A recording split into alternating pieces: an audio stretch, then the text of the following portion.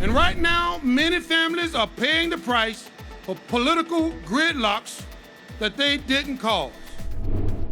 What could be more of a distraction than not getting a paycheck? Not knowing if you're going to be able to keep your family in your home.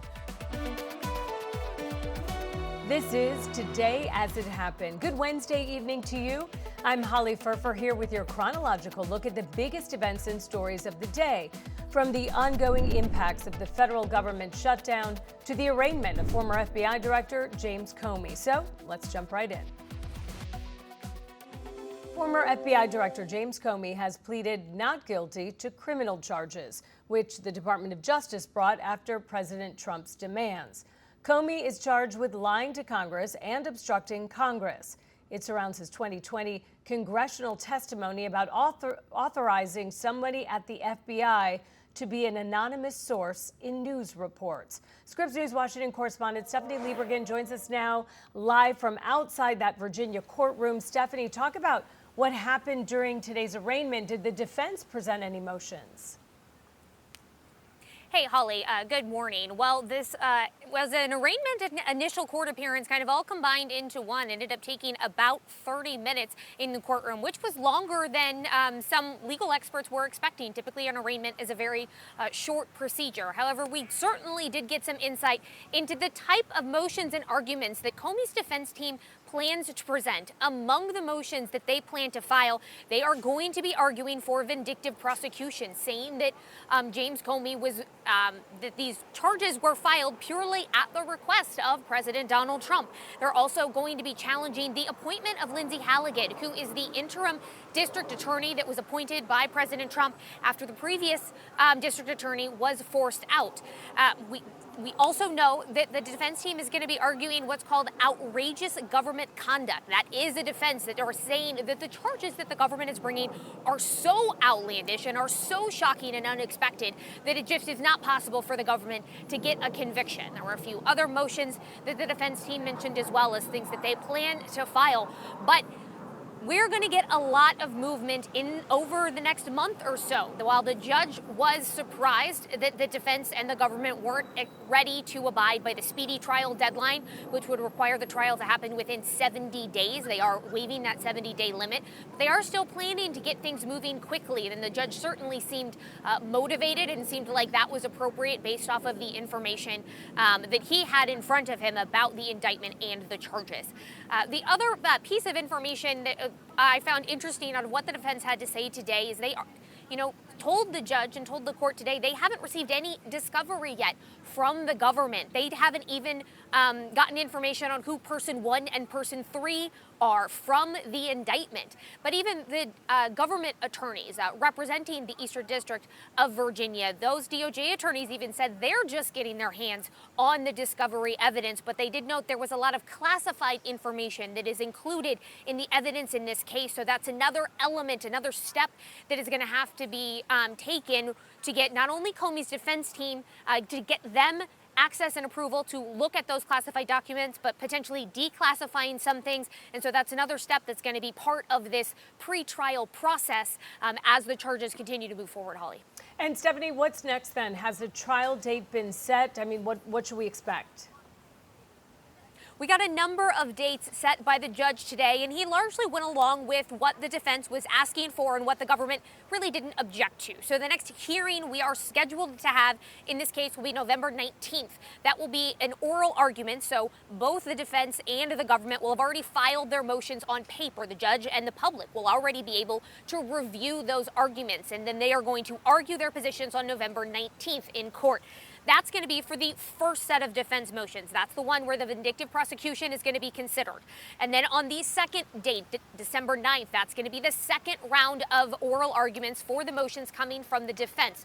Trial in this case currently set for January 5th, actually, not January 6th. Trial set for January 5th, 2026.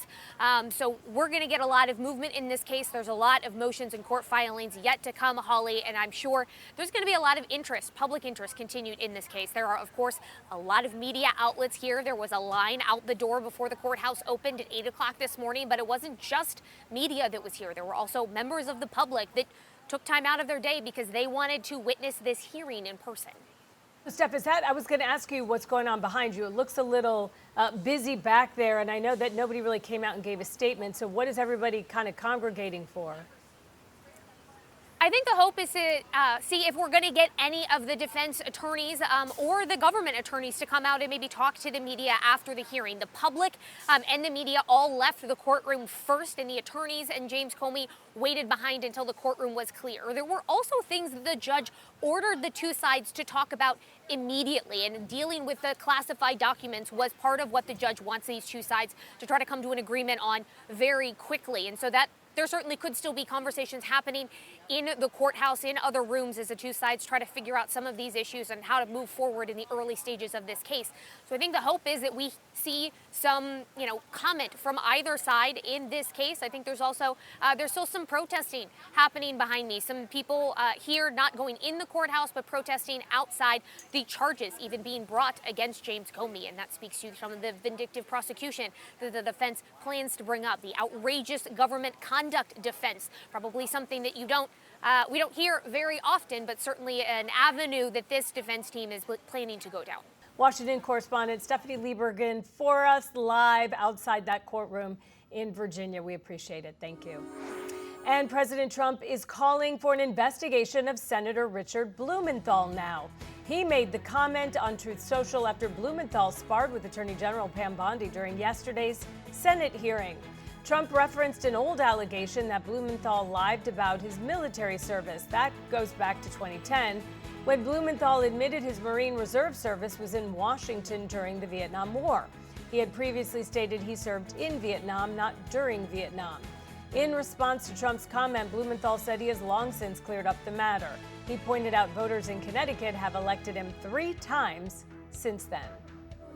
And the Trump administration has directed FBI employees to search their offices for any records related to Amelia Earhart's 1937 disappearance. That order came from the executive office of the president Tuesday evening and gave FBI staff until today to report back. Last month, Trump announced he was directing his administration to declassify and release all government records related to the case. Earhart vanished over the Pacific Ocean while attempting to become the first woman to fly around the world. National Guard troops from Texas are now stationed outside Chicago, the Trump administration's latest push in its aggressive policy against big city crime. The troops could be in Memphis by Friday. Their exact mission remains unclear, though the administration has launched similar immigration enforcement operations in Chicago. Illinois and Chicago are suing to stop what they call Trump's war on the state. A court hearing is scheduled for tomorrow. Coming up on Today As It Happened.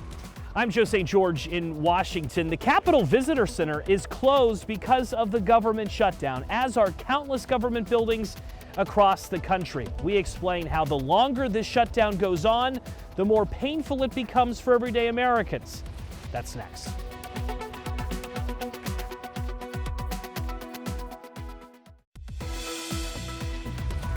Welcome back to Today As It Happened. Let's check back in on our daily briefing of the day's top stories. The NFL has fined Dallas Cowboys owner Jerry Jones $250,000 for making an obscene gesture after the team's win over the New York Jets Sunday. In a video shared on social media, Jones gives a thumbs up to a crowd before he raises his middle finger and points to others. Jones addressed the gesture on a radio show Tuesday, saying it was a mistake and that he only wanted to give a thumbs up. Jones has until Friday to appeal the NFL's decision. Day 3 of talks to end the war in Gaza are underway in Egypt, and those talks could be shifting into high gear with the arrival of key American and Israeli negotiators. U.S. Special Envoy Steve Witkoff, President Trump's son-in-law Jared Kushner, and Israel's chief negotiator Ron Dermer are in Sharm el-Sheikh for what is described as an, quote, expanded meeting. Parts of Kentucky dealing with the aftermath of Tuesday's record-setting rainfall. Video shows vehicles submerged in Jefferson, which is about 15 miles from Louisville. That city now has a new daily rainfall record, about 3 times as much as the old one.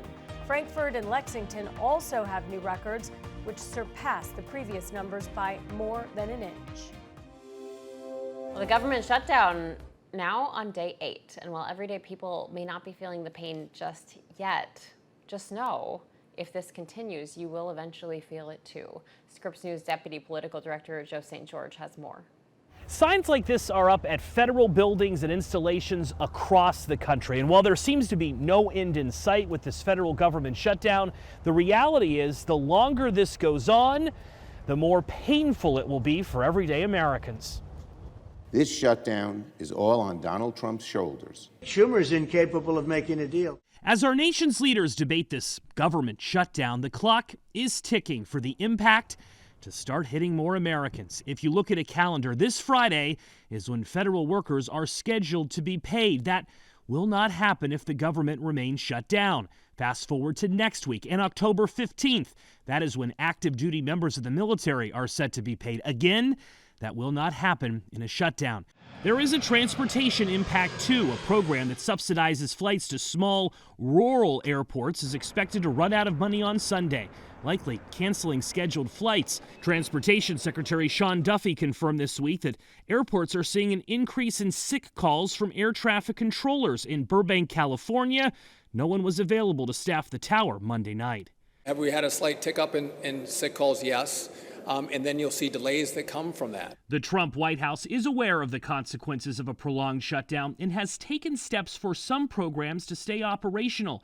For instance, WIC, which stands for the Special Supplemental Nutrition Program for Women, Infants, and Children. It's a program that provides free, healthy food to low-income pregnant women, new moms, and children. It was set to run out of money next week, but on Tuesday, the White House announced tariff revenues would be used to keep it going during this shutdown. And then there is the impact to the overall economy, which impacts all of us.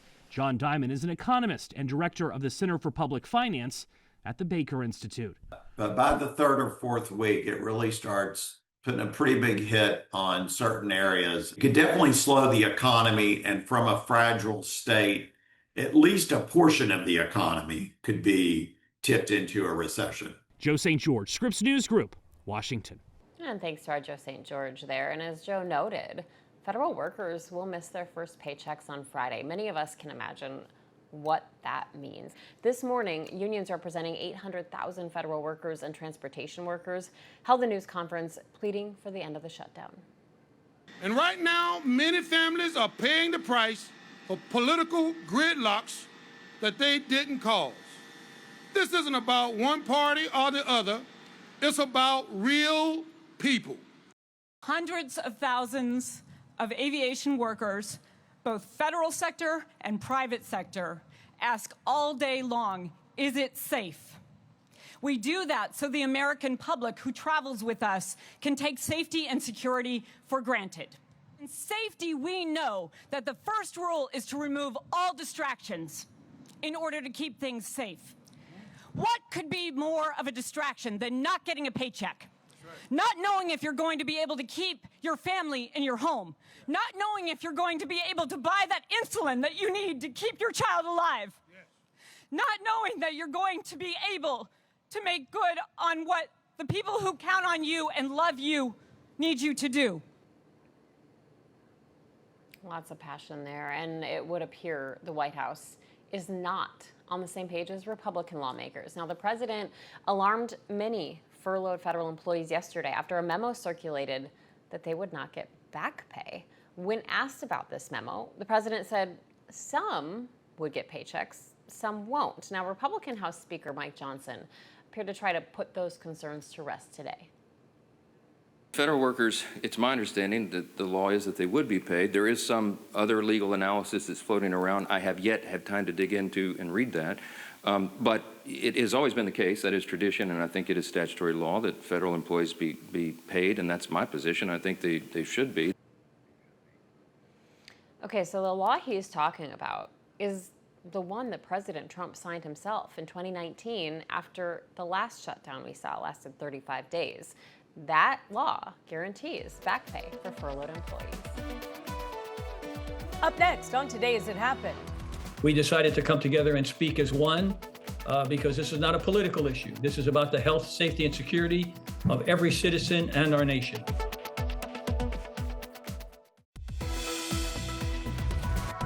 Welcome back to Today As It Happened. I'm Holly Furfer here with your daily rundown of today's top stories. When President Donald Trump selected Robert F. Kennedy Jr. to head the top health office in the country, a lot of people, from scientists to policymakers to everyday folks, sounded the alarm. Kennedy has expressed that he doesn't believe HIV causes AIDS. He wrongfully claimed that human-made chemicals in water systems could turn children gay or transgender. And of course, he said many times that some vaccines cause autism. Now, those are just some of his more controversial comments. But now, as the Health and Human Services Secretary, RFK Jr. is in the unique position to shape the future of health in this country. And in the months since taking office, he has done what President Trump told him to do, which is, quote, go wild on medicines. And now, 6 former surgeons general who were appointed by both Republican and Democratic presidents say, that's not good. They wrote this op-ed titled, It's Our Duty to Warn the Nation about RFK Jr. Notably, one of them is Jerome Adams, the Surgeon General under Trump 1.0. And another one of them joins us now. Dr. Richard Carmona was appointed by George W. Bush in 2002 to be the 17th Surgeon General of the United States. Thank you so much for being with us. So let's start with some of this op-ed. Let's read part of it. You say, over recent months, we've watched with increasing alarm as the foundations of our nation's public health system have been undermined. Science and expertise have taken a backseat to ideology and misinformation. And then it goes on to say that Kennedy has spent decades advancing dangerous and discredited claims about vaccines, most notoriously the thoroughly discredited theory that childhood vaccines cause autism. So those are very powerful words, and I'm wondering if you can help us understand, give us a peek behind the curtain here. What was the genesis of this letter? Have you all been on a group text, or how did this come together? We have discussions from time to time. When I was Surgeon General, toward the end of my term, working with previous Surgeon General Koop, we started thinking to the future and deciding that when there are matters that are complex, that involve policy and politics, that intersection that is sometimes controversial, that we should be forming a group. And I called it the Surgeon Generals Collective, that all the living Surgeon Generals get together and continue to assist our nation in going through some of the more complex issues. Obviously, back then, we did not anticipate something like this, where we would have an unqualified person in the position who is largely being driven by ideology and dismissing science. But nevertheless, we maintain our relationships because we all feel, after the privilege of serving as Surgeon General, to some extent, we're all Surgeon Generals for life, to be able to speak truth to power as necessary. So, Dr. Carmona, when it comes to this letter to the editor, was there a turning point or a line in the sand when you all said, okay, now is the time to publish this? I would say that we were all concerned when the nomination was first put forward for Mr. Kennedy, because we know of his history and his use of randomly spread mis and disinformation that confuses people. But in a position as secretary, that was very alarming to all the Surgeon Generals because of the fact that the public relies on the Surgeon General and the senior officials to provide guidance, to make decisions that are necessary for the health, safety, and security of individuals as well as our nation. So that started when he was nominated. But once in office, and he continued with those detrimental, misinformed remarks that continue to confuse people, we decided to come together and speak as one, because this is not a political issue. This is about the health, safety, and security of every citizen and our nation.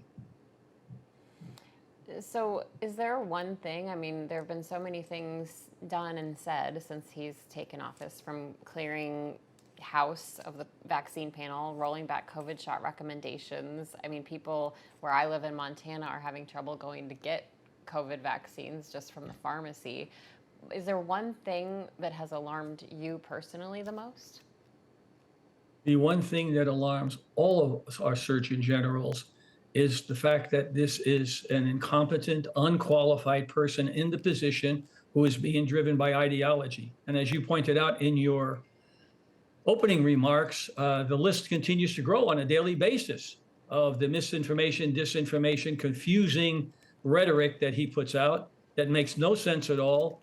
And really, it hurts the people. We're seeing children not getting vaccinated now. For many years, young doctors have never seen a case of measles. Now it's coming back. We've had children die from measles. We don't see polio in our world anymore because it's been extinguished because of vaccines. Vaccines are probably the most important scientific advancement in the history of mankind. And yet he rejects that, and including other things, as you already pointed out, the issue of Tylenol today causing autism, vaccines causing autism. There is no scientific evidence whatsoever that anything he's saying has any merit. That is what concerns us. So without change, can you paint a picture for us of what we're in for in this country if we don't see any? Well, I'm glad you asked that question. I'm glad you asked that because it's something that the former Surgeon Generals and our Surgeon Generals group feel that the consequences can be catastrophic to the individual, to families, to our nation, to national security. We are woefully unprepared now for big emergency events, catastrophic events. Coming up on Today As It Happened. Peace for the Middle East. It's a beautiful phrase, and we hope it's going to come true, but it's very close.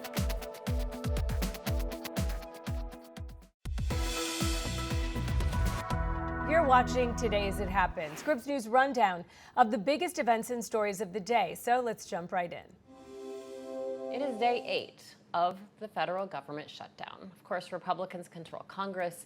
They believe they have the upper hand here, but Democrats are convinced that Americans support their fight to prevent spikes in healthcare prices. Scripps News congressional correspondent Nathaniel Reed joins us now live from Capitol Hill, outside of the Capitol there. Nate, the government funding bill has failed now for a 6th time. I did make you a little paper fortune teller, but I don't know if this is going to give us any answers. So how many more times are they going to try? Well, look, that was my question to the Senate Majority Leader John Thune a short time ago. I spoke with him off camera. He told me that he thinks the calculus is going to change actually relatively soon when federal workers and members of the military start missing their paychecks. This is gambling with people's lives. But again, the Senate Majority Leader believes that things will start to change, that Democrats will start to come around when the government continues to run out of funding, when things like WIC, the Women and Infants Nutritional Programs, along with SNAP funding and other things like federal parks, national parks, museums, Smithsonian buildings start to close due to lack of funding. He believes that that could potentially move the needle here. Up to this point, we've seen the shutdown continue, both sides continuing to trade jabs. Democrats saying, let's get this Affordable Care Act funding now. Republicans saying, no, we think that you should have that negotiation, but once the government reopens, there's really been so little movement here, Maritza, and ultimately, the Senate Majority Leader believes that movement is going to begin once people start missing those paychecks. That being said, at least for now, the plan is to possibly continue taking that vote again and again and again. They're hoping that Democrats will wise up and start to vote in favor of refunding the government. Democrats, though, dug in on this fight. They think it's a righteous one. And at this point, there's no off-ramp yet.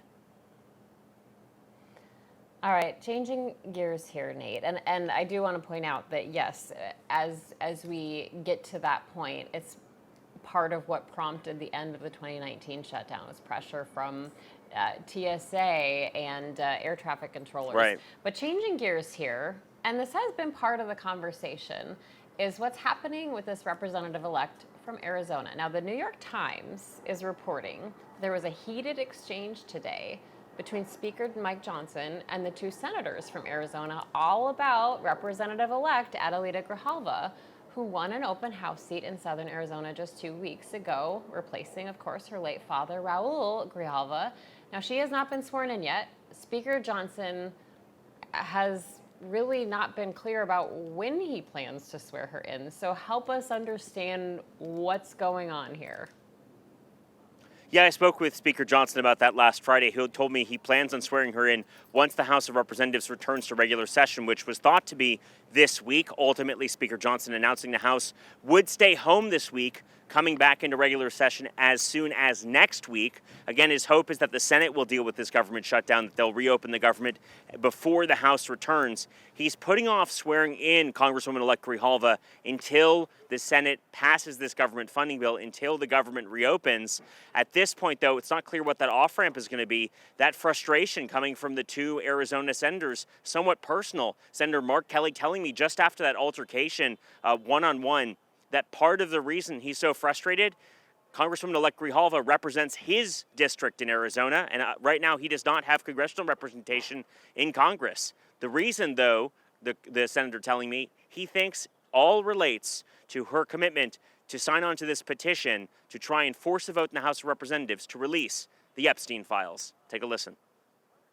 He's doing this because he understands she's the 218th vote on the discharge petition for the Epstein case. So you fully think that the reason why he's delaying on swearing her in is squarely because of the Epstein files? I think it's probably that. I mean, it also reduces his numbers, and maybe he thinks he gets some kind of leverage with this. I live in that district, by the way, as well as like 700,000 other people live in that district and have no representation. That's not right. And we don't even have a date. I mean, she can get up here tomorrow. Speaker Johnson also told me last week that part of the reason he cannot swear her in is because the government's currently closed, despite the fact that he has sometimes used these so-called pro forma sessions when the House gavels in, then gavels out to swear in members in the past. She was here in Washington last week before the government shut down. He declined to swear her in at that point. At this point, it's not clear when the government will reopen. That apparently would be the catalyst to the Congresswoman-elect being sworn in, but at this point, no date is set, no time is set. Senator Kelly telling me that he thinks that she should get here as soon as tomorrow. She could get here, as soon as tomorrow to be sworn in if Speaker Johnson gave her and her constituents more clarity. Okay, Scripps News congressional correspondent Nathaniel Reed, I hate to push you out the door here, Nate, but instead of talking about Representative-elect Adelita Grijalva, I really just want to talk to her herself. Thank you for being with us, Representative-elect Grijalva. I want to hear your response to what we just heard here. Is Senator Kelly right? Do you think this really comes down to the Epstein files and the discharge petition? I do think he's right. Really to put a finer point on it, we had a freshman class in 2019 sworn in during a shutdown. A pro forma session in April of this year. Speaker Johnson swore in 2 representatives, Republican representatives, Petronas and Fine. April 1st was their election. They were sworn in on April 2nd, less than 24 hours later. About 3 weeks ago, Representative Walkinshaw from Virginia won his election, and less than 24 hours later, he was sworn in. So Speaker Johnson's precedent on what he has established as the norm is what he is backpedaling on. And the only thing that distinguishes me, well, I'm a woman, but the only other thing that distinguishes this Chicana from Arizona from everybody else is that I have committed to being the 218th signer on the discharge petition for the Epstein files. So I want to ask you also about this exchange that apparently happened just a short time ago outside the Speaker's office with Senators Gallego and Kelly. Have you heard from them? I mean, this is getting spicy. It is, well, and I appreciate the frustration because their offices are the ones that are helping constituents that should be coming to our office.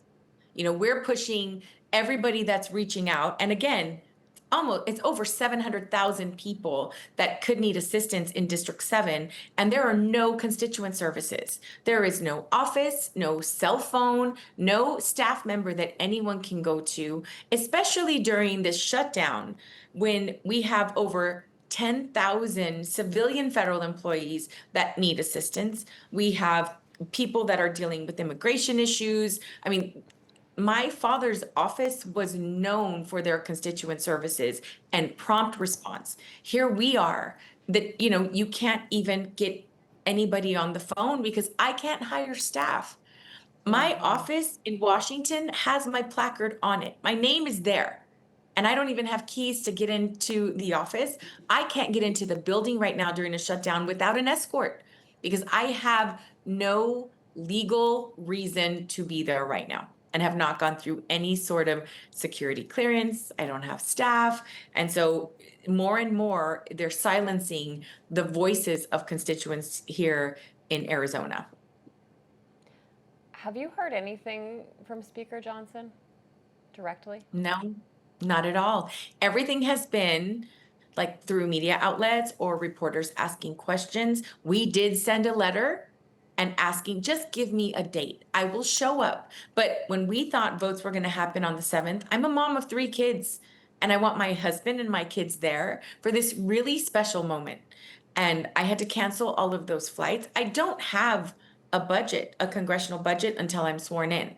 So this is all, out of pocket. And I have not been working where I'm collecting a check since April when I resigned from the Pima County Board of Supervisors. And so, this economy has been hard on everyone. And I don't know anybody that can just schedule 6 flights and then, hope for the best. That's just not an option for most of us, including me. So just to be clear, you have not heard at all, not even an email from Speaker Mike Johnson? Not at all. Not one thing. And we have reached out directly. We sent a letter. We're like, just give us a date. Because this idea that the government is shut down so we can't do it is completely false. And that, we're not in session. We have pro forma sessions. We had one today. Representative Greg Stan from Arizona, you could hear him audibly saying, excuse me, to be recognized so he can ask for a date for me to get sworn in. And that didn't happen. And so if he says, we're going to have a pro forma session on Friday, be here, I would be there because it is that important to the constituents of this community to have a voice there and for me to be able to hire staff, open up offices, and let me do my job. But Speaker Johnson has to do his job before I can do mine. So what does the team around you say? Is there any legal recourse here that you could take if this goes on and on? We're exploring that for sure.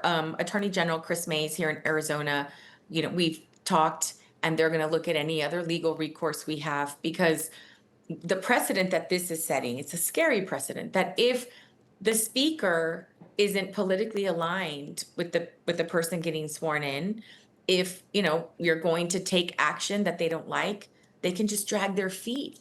And there doesn't seem to be any recourse other than I can be sworn in by a federal judge, but it takes like an act of Congress to do it.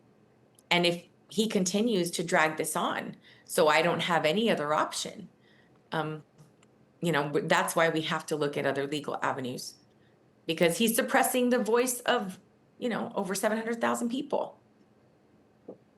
Okay, so if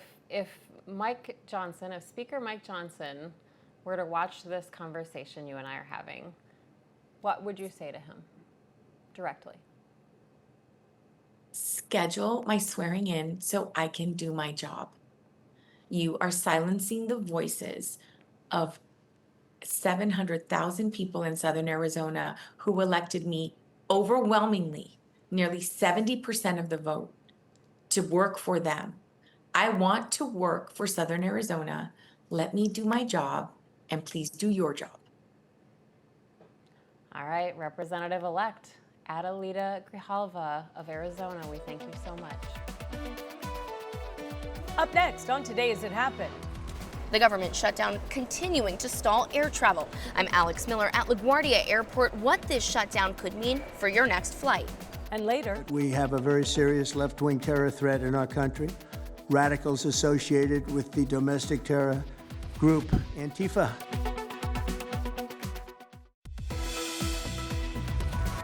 welcome back to Today As It Happened. I'm Holly Furfer. Let's jump right back into our rundown of our top stories of the day.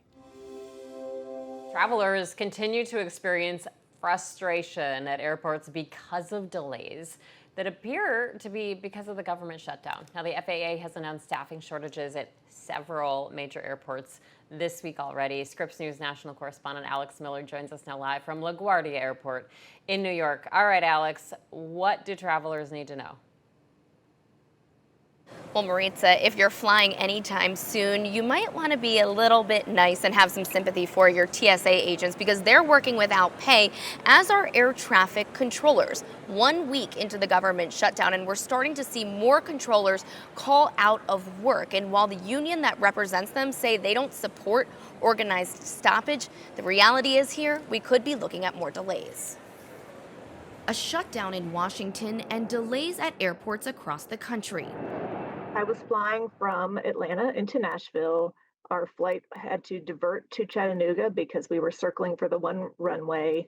We needed to refuel. It ended up being about a 2-hour delay. It's now been more than 1 week since the federal government shutdown, and the impact appearing to ripple through the skies, with more travelers impacted due to staffing shortages. The FAA reporting staffing issues Tuesday at airports in Boston, Dallas, Chicago, Philadelphia, and Nashville, where a shortage of air traffic controllers led to the delay of 1/3 of its flights, affecting nearly 40,000 passengers. Transportation Secretary Sean Duffy acknowledged earlier this week staffing issues were due to an uptick in the number of air traffic controllers calling in sick. Have we had a slight tick up in sick calls? Yes. And then you'll see delays that come from that. Any staffing shortage puts extra pressure on controllers who are on the job, according to former FAA Administrator Randy Babbitt. It's a self-accelerating cycle. As more people, aren't coming to work, the people who are at work have to work more, which exposes them to fatigue. As the shutdown drags on, some lawmakers now calling on House Speaker Johnson to bring back members to at least approve a temporary solution to reduce the impact on air travel. Convene us so that we might be able to put forward and pass an emergency supplemental aimed at finding a way to pay air traffic controllers all over this country until this thing is settled.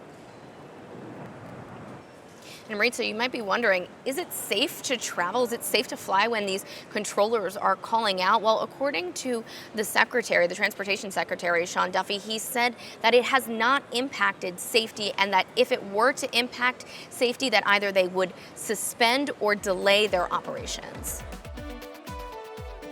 Coming up on Today As It Happened.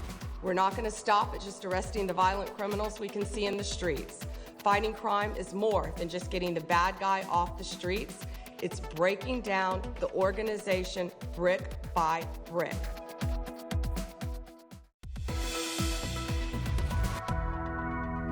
President Donald Trump and senior administration officials are holding a roundtable about Antifa. Now, this listening session featured White House officials hearing from independent journalists about violence they say they experienced from the political movement. This roundtable comes 2 weeks after President Trump signed an executive order designating Antifa as a terrorist organization. You can see their live images from inside the White House of this roundtable.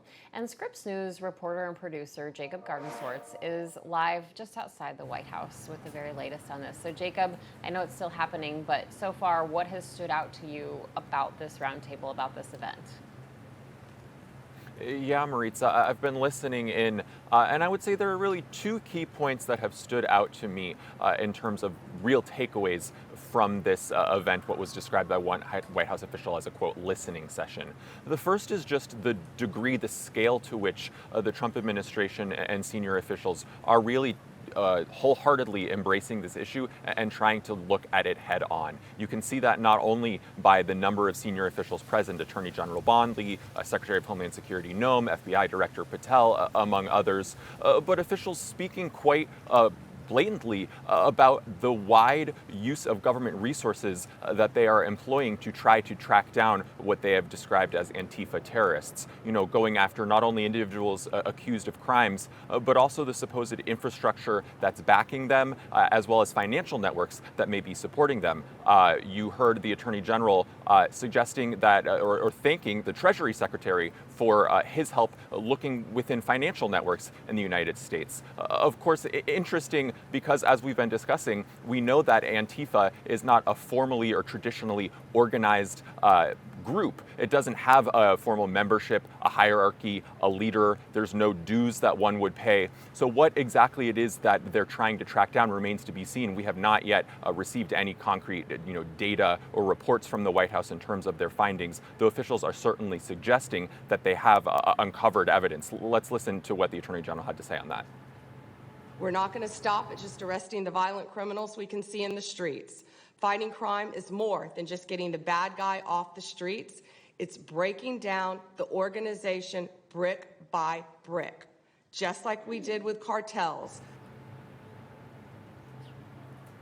That tie to cartels there quite interesting. It was just a few days ago that we were chatting here about a memo we obtained at Scripps News that White House leaders had sent to Congress justifying some strikes that the administration had directed on cartels and drug boats in the Caribbean Sea. That's something that many officials in Congress, Democrats and some Republicans, had alleged might have been illegal or run afoul of rules because of existing regulations concerning the use of force. Now you have White House officials suggesting that they're going to use similar tactics against a domestic group, an American group, Antifa, that has no formal organization. And so it remains to be seen what the legal backing for that is. And as we were discussing earlier today, of course, some experts we've consulted with raising questions about how it even is that the White House can label Antifa a domestic terrorism group, given that all of the existing regulations concerning terrorism require some sort of foreign connection. If it's an FTO, foreign terrorist organization, if it's an SDGT, specially designated global terrorist, that requires some sort of foreign involvement or component there. Of course, the Attorney General suggesting somehow that the administration might be pursuing similar tactics against Antifa really remains an open question as to how they might legally be able to do so. Maritza. Oh, it's fascinating. And I want to ask how the facts on the ground square with what we've already heard so far and what we're hearing. I think it was notable that we didn't hear really any statistics or data points in these conversations so far. It's been a lot of anecdotes from these independent journalists describing the experiences that they have had. And of course, I don't want to characterize or speak to whether or not those are real, but we can look at what local officials on the ground are saying and what the data shows. And officials on the ground in Portland and in Chicago say that they have things under control, that in fact they don't want federal intervention in this way. I was reading through the case files in the lawsuit that was filed by officials in Oregon trying to block President Trump's deployment of National Guard troops there over the weekend. A Portland police official writing, quote, "The risks posed by nightly ICE facility protests have not merited anything more than standard periodic monitoring like any other neighborhood in the city. The notion that the ICE facility protests cannot be adequately managed by local and federal resources already present cannot be squared with the facts on the ground." Of course, a federal judge who ultimately ruled in favor of the state of Oregon, blocking the Trump administration, at least temporarily, from sending in the Guard, found those arguments persuasive. She said in court, quote, "The president's arguments are simply untethered to the facts." That's a judge who was appointed by President Trump himself. The administration has appealed that ruling, a hearing expected on the topic tomorrow. I'm Holly Furfer. We hope you have a great Wednesday night.